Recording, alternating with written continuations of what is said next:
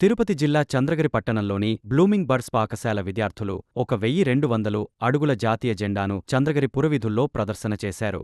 ఈ సందర్భంగా పాఠశాల నుంచి హైవే నాగాలమ్మ మలుపు వరకు భారీ ర్యాలీ చేపట్టారు. స్వాతంత్ర దినోత్సవ ముందస్తు వేడుకలను బ్లూమింగ్ బర్డ్స్ పాఠశాల విద్యార్థులు జాతీయ జెండాలు చేతబట్టి భారత్మాతా కీ జై, వందేమాతరం అంటూ నినాదాలతో హోరెత్తించారు. ఈ కార్యక్రమంలో బ్లూమింగ్ బర్డ్స్ అధినేత కరస్పాండెంట్ హితేంద్రనాథరెడ్డి మరియు ఉపాధ్యాయులు, విద్యార్థులు పాల్గొన్నారు. పడమర దారిని చూపిన క్రాంతి